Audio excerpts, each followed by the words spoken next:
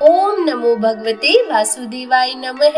और आज की इस वीडियो में आप रसपान करेंगे वैशाख मास महात्म्य के 9वें अध्याय का, जिसमें श्री सूत जी महाराज धर्मराज और ब्राह्मण के संवाद के बारे में बता रहे हैं। और संवाद के इस चरण में तुलसी दल और अश्वत्थ वृक्ष यानी कि पीपल वृक्ष की महिमा के साथ 3 प्रेतों के उद्धार की कथा भी बता रहे हैं। तो हो सके तो वीडियो को पूरा देखिएगा, और अगर वीडियो पसंद आए तो लाइक एंड शेयर कीजिएगा, और चैनल पर नए हैं सब्सक्राइब नहीं किया है तो सब्सक्राइब भी कर ही दीजिएगा। और आज का यह अध्याय शुरू करने से पहले चलिए आपको बता देते हैं कि कल 8वें अध्याय में क्या हुआ था। तो कल 8वें अध्याय में श्री सूत जी महाराज सभी ऋषियों के पूछने पर उन्हें यम और ब्राह्मण का संवाद बता रहे थे, जिसमें नरक और स्वर्ग ले जाने वाले कर्मों का वर्णन किया गया है। तो अब हम भगवान श्री गणेश को याद करते हुए आज का यह अध्याय शुरू करते हैं। तो सभी प्रेम से बोलिए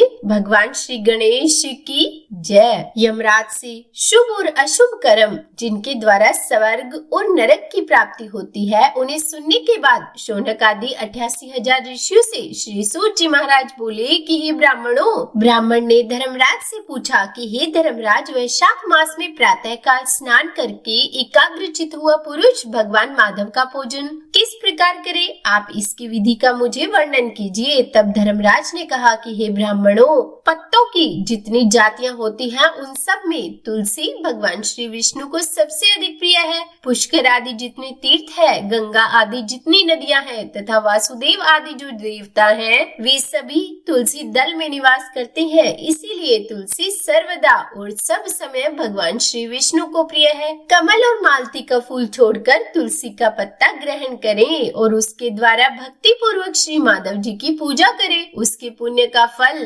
पूरा वर्णन करने में तो कोई भी सामर्थ्य नहीं रखता।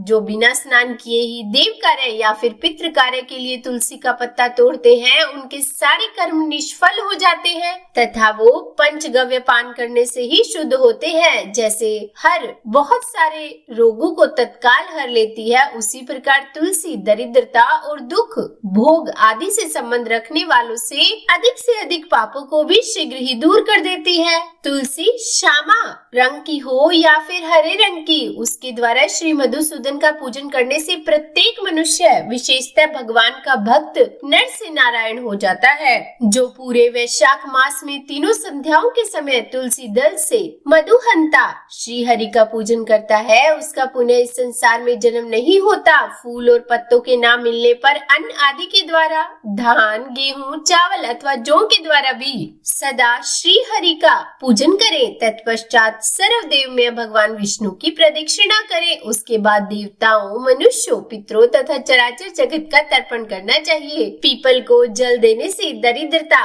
कालकर्णी जो कि एक प्रकार का रोग होता है, दुस्वपन यानी कि गंदे सपने आना, दुश्चिंता तथा संपूर्ण दुख नष्ट हो जाते हैं। जो बुद्धिमान पीपल के पेड़ की पूजा करता है, उसे अपने पितरों को तृप्त कर दिया, भगवान विष्णु की आराधना कर ली तथा संपूर्ण ग्रहों का भी पूजन कर लिया।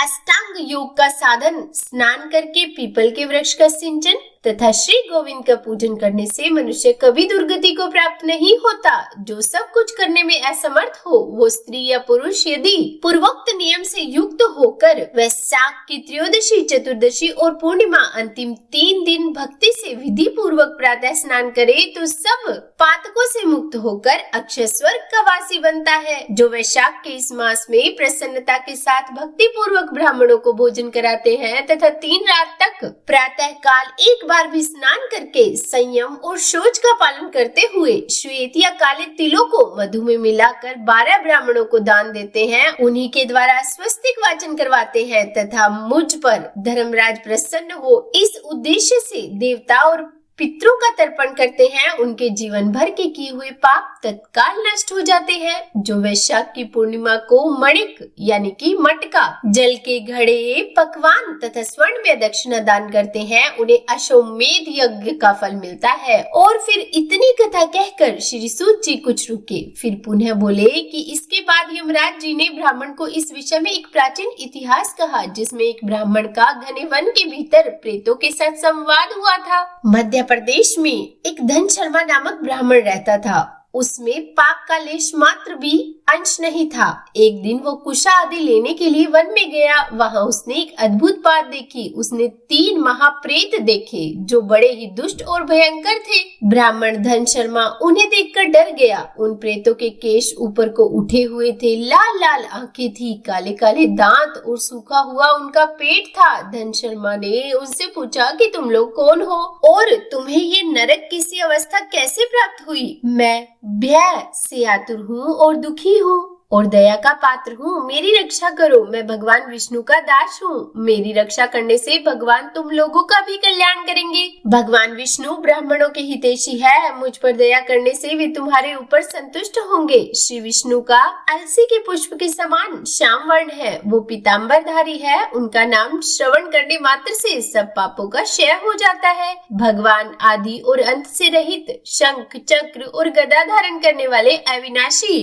कमल के समान नेत्रों वाले तथा प्रेतों को मोक्ष प्रदान करने वाले हैं। और फिर इसके बाद यमराज ब्राह्मण से बोले कि हे ब्राह्मण, भगवान विष्णु का नाम सुनने मात्र से ही वो पिशाच संतुष्ट हो गए। उनका भाव पवित्र हो गया और वह दया और उदारता के वशीभूत हो गए। ब्राह्मण के कहे हुए वचनों से उन्हें बहुत प्रसन्नता हुई और ब्राह्मण के उनसे पूछने पर प्रेत इस प्रकार बोले कि हे विप्र, तुम्हारे दर्शन मात्र से तथा भगवान श्री हरि का नाम सुनने से ही हम इस समय दूसरे भाव को प्राप्त हो गए हैं। हमारा भाव बदल गया है। हम दयालु हो गए हैं। वैष्णव पुरुषों का समागम निश्चय ही पापों को दूर भगाता है, कल्याण से सहयोग कराता है तथा शीघ्र ही यश का विस्तार करता है। अब हम लोगों का तुम परिचय सुनो। यह पहला कृतघ्न नाम का प्रेत है और इस दूसरे का नाम विद्वेत है तथा तीसरा मैं हूँ। मेरा नाम अवशाक है और हम तीनों में से अधिक पापी हूँ। इस प्रथम पापी ने स्वतः ही कृतघ्नता की है। अब यहाँ पर कृतघ्नता का मतलब क्या होता है कि अपने कर्मों के लिए किसी को धन्यवाद ना देना,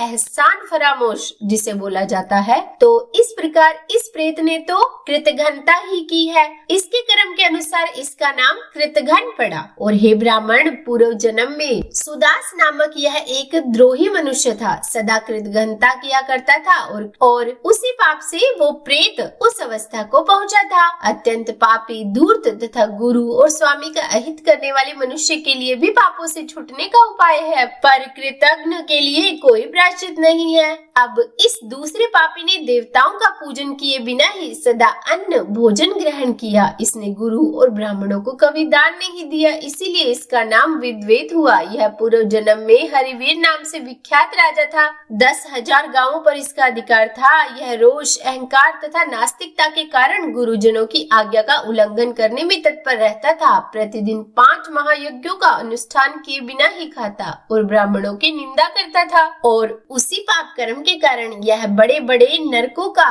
कष्ट भोग करके इस समय विद्वेत नामक प्रेत हुआ है। और अवैशाख नामक तीसरा प्रेत मैं हूँ। मैं पूर्व जन्म में ब्राह्मण था। मध्य प्रदेश में मेरा जन्म हुआ। मेरा नाम गौतम था और गोत्र से भी गौतम ही था। मैं वासपुर गांव में निवास करता था। मैंने माधव मास में भगवान माधव की प्रसन्नता के उद्देश्य से कभी स्नान नहीं किया, दान और हवन भी नहीं किया। विशेषतः वैशाख मास से संबंध रखने वाला कोई कर्म नहीं किया। वैशाख में मधुसूदन का पूजन नहीं किया तथा विद्वान पुरुषों को दान आदि से कभी संतुष्ट नहीं किया। वैशाख मास की किसी भी पूर्णिमा को जो पुण्य फल प्रदान करने वाली है, मैंने स्नान, दान, शुभ कर्म, पूजा तथा पुण्य के द्वारा उसके व्रत का पालन नहीं किया। इससे मेरा सारा वैदिक फल निष्फल हो गया है। मैं अवैशाख नामक प्रेत होके सब ओर विचरता हूँ। तो बोलिए विष्णु भगवान की जय। यह था आज का 9वां अध्याय और इसके आगे का वृतांत हम कल इसके 10वें अध्याय में सुनेंगे। तो उम्मीद करती हूँ आज की ये वीडियो आपको पसंद आई होगी। और चलिए अब सुनाते हैं आपको सीता नितनेम की कहानी। इस कहानी को सीता माता स्वयं कहती थी और प्रभु श्री राम सुना करते थे। एक दिन श्री राम भगवान को किसी काम के लिए बाहर जाना पड़ा तो सीता माता कहने लगी कि हे भगवान, मेरा तो 12 वर्ष का नितनेम है। अब आप बाहर जाएंगे तो मैं अपनी कहानी किसे सुनाऊंगी? तब श्री राम ने कहा कि हे सीते, आप कुएं की पाल पर जाकर बैठ जाना और वहां पर जो भी औरतें पानी भरने आएंगी उन्हें अपनी कहानी सुना दिया करना। सीता माता कुएं की पाल पर जाकर बैठ गई। तभी एक वहां स्त्री आई। उसने रेशम की जरी की साड़ी पहन रखी थी और सोने का घड़ा ले रखा था। सीता माता उसे देखकर कहने लगी कि हे बहन, मेरा 12 वर्ष का नितनेम है, कहानी सुन लो। पर वह स्त्री बोली कि मैं तुम्हारा नितनेम सुनूंगी तो मुझे तो घर जाने में देर हो जाएगी और मेरी सास मुझसे झगड़ा करेगी। इसीलिए उसने कहानी नहीं सुनी और अपने घर चली गई। लेकिन उसके घर जाते ही उसकी रेशम जरी की साड़ी फट गई। सोने का घड़ा मिट्टी के घड़े में बदल गया। सासू ने देखा तो पूछा कि अरे बहू, ये किसका दोष अपने सिर लेकर आ गई? बहू बोली, माँ जी, कुएं पर एक औरत बैठी थी, उसने अपनी कहानी सुनने के लिए कहा, लेकिन मैंने नहीं सुनी, शायद उसी का यह फल मुझे मिला है। तब अपनी बहू की बात सुनकर अगले दिन वही साड़ी और वही घड़ा लेकर सास कुएं की पाल पर गई। सास को वहीं पर सीता माता बैठी मिली तो सीता माता ने फिर से कहा कि हे बहन, मेरी कहानी सुन लीजिए। तब सासू बोली कि एक बार छोड़, मैं तो 4 बार कहानी सुन लूंगी। तब सीता माता बोली कि राम आए, लक्ष्मण आए, देश के पुजारी आए, नितनेम का नेम लाए, आओ राम, बैठो राम, तपी रसोई जीमो राम, माखन मिश्री खाओ राम, दूध बताशा पियो राम, सूत के पालक मोठो राम, शाल दुशाला ओढ़ो राम, शाल दुशाला ओढ़ो राम, जब बोलूं राम ही राम, राम सवारे सबके काम, खाली घर भंडार भरेंगे, सबका बेड़ा पार करेंगे, श्री राम जय जय राम। और तब सासू बोली कि बहन, कहानी तो बहुत अच्छी लगी। फिर कहानी सुनकर सासू घर चली गई और उसकी साड़ी फिर से रेशम जरी की बन गई। मिट्टी का घड़ा भी फिर वापस से सोने के घड़े में बदल गया। बहू ने देखा तो कहने लगी कि सासू माँ, आपने यह सब कैसे किया? तब सासू बोली कि बहू, तू तो दोष लगा कर आई थी और मैं अब दोष उतार कर आ रही हूँ। बहू ने पूछा कि माँ जी, वह कुएं वाली स्त्री कौन है? तब उसकी सासू ने कहा कि बहू, वह तो सीता माता है। वह पुराने से नया कर देती है, खाली घर में भंडार भर देती है, वह लक्ष्मी जी का वास घर में कर देती है और मनुष्य की जो भी इच्छा हो उसे पूर्ण कर देती है। बहू बोली, माँ जी, फिर तो ऐसी कहानी मुझे भी सुना दो। तब सासू बोली कि ठीक है, बैठो, तुम भी सुनो। और फिर सास ने फिर से वही कहानी शुरू की। राम आए, लक्ष्मण आए, देश के पुजारी आए, नित नेम का नेम लाए, आओ राम, बैठो राम, तपी रसोई जीमो राम, माखन मिश्री खाओ राम, दूध बताशा पियो राम, सूत के पल का मोठो राम, शाल दुशाला ओढ़ो राम, शाल दुशाला ओढ़ो राम, जब बोलूं राम ही राम, राम सवारे सबके काम, खाली घर भंडार भरेंगे, सबका बेड़ा पार करेंगे, बोलो श्री राम जय जय राम। और फिर कहानी सुनकर बहू बोली कि माँ जी, कहानी तो बहुत अच्छी है। सासू ने कहा, हाँ ठीक है, अब से हम भी इस कहानी को रोज किया करेंगे। और अब सासू बहू रोज सवेरे उठती, नहाती धोती और पूजा करने के बाद नितनेम की सीता माता की कहानी कहती। एक दिन की बात है, उनके यहाँ पड़ोस की एक औरत आई और बोली कि बहन, जरा सी आँच तो देना। तो बहू बोली कि आँच तो अभी हमने जलाई ही नहीं। पड़ोसन बोली, तो फिर तुम सुबह 4 बजे से उठकर कर क्या रही हो? तो उन्होंने कहा कि हम तो सुबह सुबह उठकर पूजा करते हैं और फिर सीता माता की नित्यनेम की कहानी कहते हैं। पड़ोसन ने उनकी बात सुनकर फिर कहा कि सीता माता की कहानी कहने से तुम्हें क्या फल मिला? तब वे दोनों बोली कि सीता माता की कहानी कहने से घर में भंडार भर जाते हैं, सारे काम पूर्ण हो जाते हैं, मन की इच्छा भी पूरी हो जाती है। तब पड़ोसन ने कहा कि बहन, अगर ऐसा है तब तो मुझे भी वो कहानी सुना दो। तो बहू बोली कि ठीक है, तुम भी ये कहानी सुन लो। और बहू ने सुनाना शुरू किया। राम आए, लक्ष्मण आए, देश के पुजारी आए, नित नेम का नेम लाए, आओ राम, बैठो राम, तपी रसोई जीमो राम, माखन मिश्री खाओ राम, दूध बताशा पियो राम, सूत के पल का मोठो राम, शाल दुशाला ओढ़ो राम, शाल दुशाला ओढ़ो राम, जब बोलू राम ही राम, राम संवारे सबके काम, खाली घर भंडार बनेंगे, सबका बेड़ा पार करेंगे, श्री राम जय जय राम। और फिर पड़ोसन ने इस कहानी को सुना तो कहने लगी कि बहन, कहानी तो बहुत अच्छी लगी। अब वह पड़ोसन भी नितनेम सीता माता की कहानी कहने लगी। कहानी कहने से सीता माता ने पड़ोसन के भी धन के भंडार भर दिए। देखते ही देखते अब तो पूरे मोहल्ले में नितनेम की कथा चल पड़ी और हर किसी की मनोकामनाएं पूर्ण होने लगी। हे सीता माता, जैसे आपने उन सभी के भंडार भरे, वैसे ही हमारे भी भरना। कहानी कहने वाले, सुनने वाले और हुंकार भरने वाले सबके भरना। तो सभी प्रेम से बोलिए, सीता मैया की जय।